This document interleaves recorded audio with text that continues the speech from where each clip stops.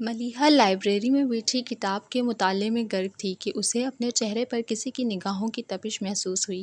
اس نے سر اٹھا کر دیکھا مگر کوئی بھی متوجہ نظر نہیں آیا تو سر جھٹک کر واپس کتاب پر نظریں جما دیں، مگر کسی کی نظروں کا احساس بدستور تھا۔ وہ چڑ گئی۔ آج تیسرا دن تھا کہ وہ کتاب لے کر بیٹھتی اور کسی کی نظروں کی شدت اسے بے چین کرنے لگتی۔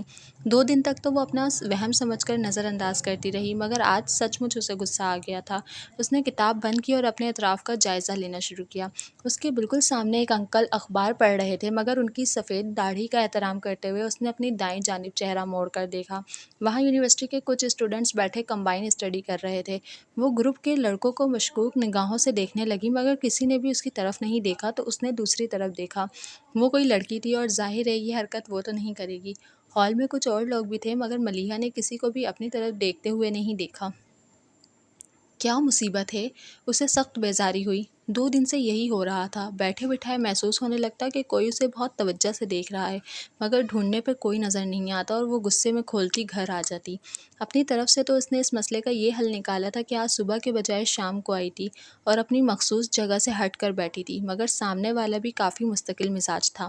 گھر کی تنہائی سے گھبرا کر وہ یہاں آتی تھی، پر اب لگ رہا تھا کہ اس نادیدہ مہربان کی وجہ سے یہ اکلوتی سرگرمی بھی ترک کرنی پڑے گی۔ وہ اٹھی اور کتاب گھر جا کر پڑھنے کے خیال سے ایشو کرواتی باہر آ گئی۔ ایکسکیوز می مس۔ وہ پتھر کی چوڑی سیڑھیاں اتر رہی تھی جب کوئی اس کے پیچھے سے بولا تھا۔ وہ رک کر پلٹی تو دیکھا سانولے رنگ کا ایک لڑکا بلیک پینٹ شرٹ پہنے اس کی طرف آ رہا تھا۔ جی؟ وہ قریب آ گیا تو ملیحہ نے کہا، اور اس جی کے جواب میں اس نے جو کہا اسے سن کر ملیحہ کا جی چاہا کہ اس کا سر پھاڑ دے۔ بے فکری سے ماتھے پہ آئے کالے بالوں کو ایک ہاتھ سے ہٹاتے ہوئے وہ بڑے عام سے انداز میں بولا تھا، آپ مجھ سے شادی کریں گی؟ ملیحہ کو پہلے تو لگا اسے سننے میں غلطی ہوئی ہے، پھر اسے گھور کر دیکھتے ہوئے کچھ کہنا چاہا، مگر پھر اپنا ارادہ ترک کر کے وہ پلٹی اور سیڑھیاں اترنے لگی۔ وہ بھی ساتھ ہو لیا۔ دیکھیے، نہ تو میں آپ سے مذاق کر رہا ہوں اور نہ میرا ارادہ فلرٹ کرنے کا ہے۔ میں پوری سنجیدگی سے آپ کو پرپوز کر رہا ہوں۔ ہو سکتا ہے آپ کو یہ سب عجیب لگ رہا ہو، مگر میں ریکویسٹ کرتا ہوں کہ پلیز سوچ کر جواب دیجیے گا۔ مجھے جواب جاننے کی کوئی جلدی نہیں ہے۔ آپ چاہیں تو کل جواب دیں، پرسوں دیں، 1 ہفتے بعد، 1 سال بعد، 10 سال بعد، یا چاہے قیامت کے دن۔ میں یہیں لائبریری میں آپ کے جواب کا انتظار کروں گا۔ ملیحہ نے پہلے تو اپنے قدموں کی رفتار تیز کی، پھر کانوں پر ہاتھ رکھ لیے اور آخر میں اس نے دوڑ لگا دی۔ دوڑتے ہوئے اسے احساس ہوا کہ اس کی آواز آنی بند ہو گئی ہے، تو اس نے رک کر ڈرتے ڈرتے پلٹ کر دیکھا۔ دور تک سڑک سنسان تھی۔ اسے اطمینان ہوا۔ بھاگتے ہوئے اس کا سانس پھول گیا تھا۔ وہ وہیں سڑک کے کنارے فٹ پاتھ پر بیٹھ کر سانس درست کرنے لگی۔ بدتمیز، کمینہ، لوفر کہیں کا، کہتا ہے شادی کرے گا، ایسا ماروں گی کہ شادی بربادی سب بھول جائے گا۔ ایڈیٹ، جواب لینے آئے گا، بدتہذیب انسان۔ آئے گا تو آتا رہے، میں تو اب مر کر بھی ادھر کا رخ نہ کروں۔ وہ فٹ پاتھ پر بیٹھی اونچی آواز میں اسے سلواتیں سنا رہی تھی۔ وہ تو شکر تھا سڑک بالکل خالی تھی، ورنہ اگر کوئی اسے اس حال میں دیکھ لیتا تو ہاتھ پکڑ کر پاگل خانے چھوڑ آتا۔ پاگل ہوں نا میں کہ کوئی بھی رات چلتا شادی کی آفر کرے گا اور میں چل پڑوں گی؟ بڑبڑاتے ہوئے وہ اٹھی۔ اب جو اپنے اطراف غور کیا تو جی چاہا سر پیٹ لے۔ یہ جگہ اس کی جانی پہچانی تو تھی، مگر اس کے گھر سے کافی دور تھی۔ بنا دیکھے سرپٹ دوڑتے وہ اپنے گھر جانے والی سڑک کے بجائے دوسری طرف نکل آئی تھی۔ اس خیال سے کہ وہ کہیں راستے میں نہ مل جائے، واپس پلٹنے کے بجائے اس نے آگے جا کر مین روڈ سے گھر جانے کا سوچا اور آگے بڑھی۔ پھر ایک دم ہی غصے میں پلٹ کر جہاں سے آئی تھی اس طرف منہ کر کے زور سے بولی، الو کا پٹھا! بابا کو بتا دوں نا تو کل ہی اسی گلی سے تمہارا جنازہ نکل رہا ہوگا۔ فوجی کا ہاتھ پڑا تو دماغ ٹھکانے پر آ جائے گا۔ وہ یوں بول رہی تھی جیسے وہ وہاں کھڑا سن رہا ہو۔ وہ سارے راستے بکتے جھکتے گھر پہنچی تو اظہر فاروقی لان میں ہی مل گئے۔ وہ تو سیدھی اندر جانے والی تھی، پر انہیں اپنی طرف آتا دیکھ کر وہ ان کی طرف بڑھی۔ السلام علیکم بابا جان۔ وعلیکم السلام۔ آج تم نے کچھ زیادہ ہی دیر کر دی۔ ان کی بات پر اس نے بے ساختہ کلائی پہ بندی گھڑی کی طرف دیکھا۔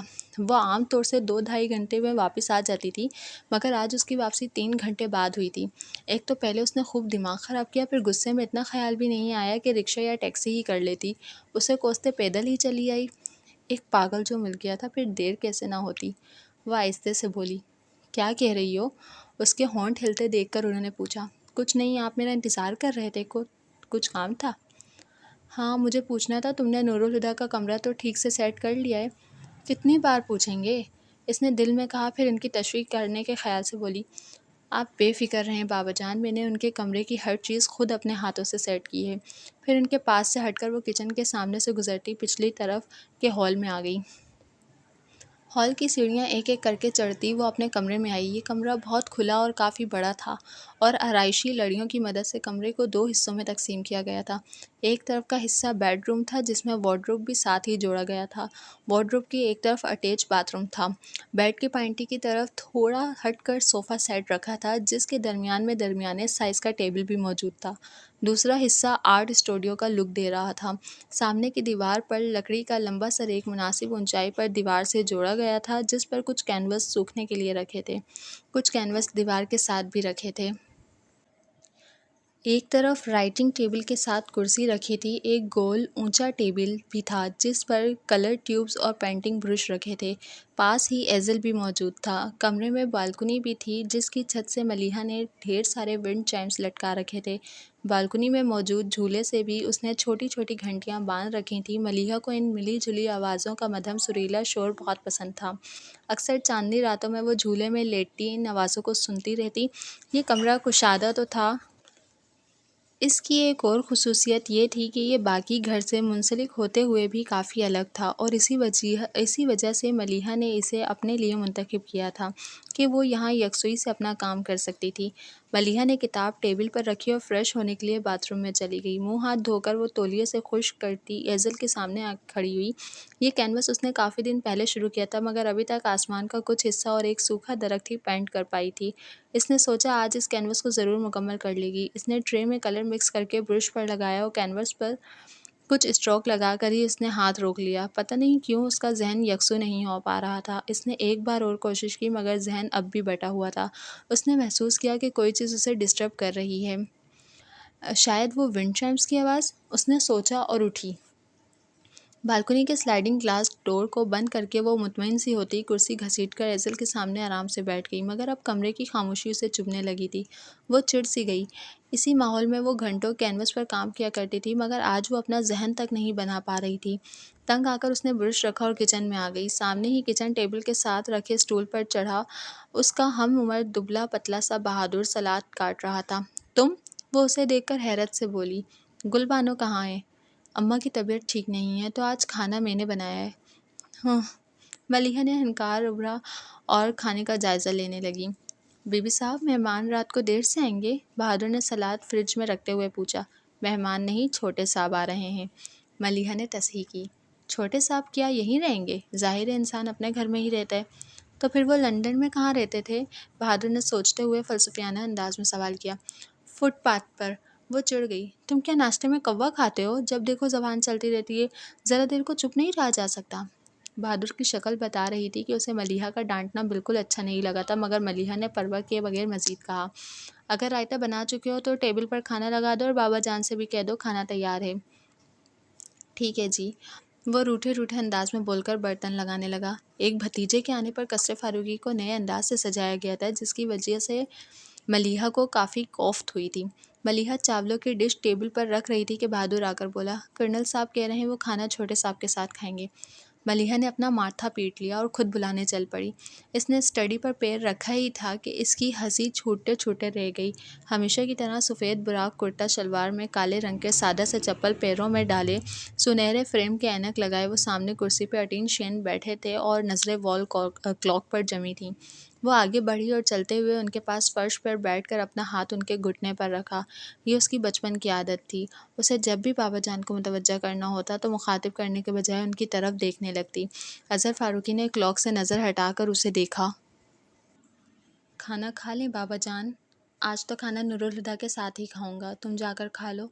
بابا جان، ان کی فلائٹ 11 بجے لینڈ کرے گی اور گھر آنے تک 1:30 بج جائیں گے۔ اتنی رات کو آنے کے بعد وہ صبح کے ناشتے سے پہلے کچھ نہیں کھائیں گے۔ مجھے کھانا نہیں کھانا۔ انہیں ملیحہ کی بات صحیح لگی تھی پھر بھی کھانے کے لیے نہیں مانے تو ملیحہ نے پھر اصرار کیا، تھوڑا سا کھا لیں، آپ جانتے ہیں مجھے اکیلے کھانا کھانا پسند نہیں۔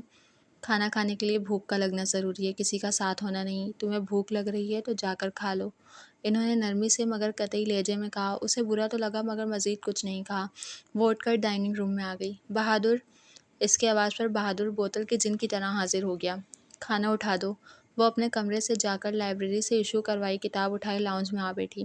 11 بجنے میں 1 گھنٹہ باقی تھا کہ بابا جان اسٹڈی سے نکل کر لاؤنج میں آئے، پھر اسے دیکھ کر بولے، ملیحہ۔ جی بابا جان، وہ کتاب بند کرتے ہوئے بولی۔ میں ایئرپورٹ کے لیے نکل رہا ہوں، پھر سوچا ایک نظر نورالہدیٰ کا کمرہ دیکھ لوں۔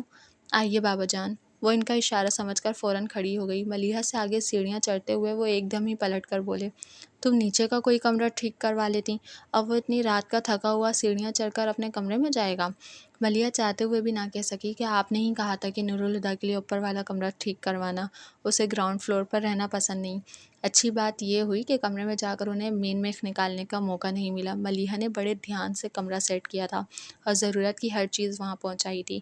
وہاں سے باہر نکلے تو سارے ملازموں کو لائن میں کھڑا کر کے ہدایتیں دینا شروع کیں، جب تک میں نورالہدیٰ کو لے کر ایئرپورٹ سے آ نہیں جاتا تم میں سے کوئی سروٹ کوارٹرز کی طرف بھٹکے گا بھی نہیں۔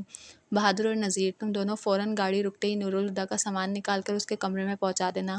اور گلاب خان، وہ چوکیدار کی طرف مڑے، پہلے ہارن پر ہی گیٹ کھل جانا چاہیے، اگر دیر لگی تو یاد رکھنا میری رائفل کو ابھی زنگ نہیں لگا۔ اور یہ ڈرائیور کدھر رہ گیا ہے، دیکھو ذرا، اس نے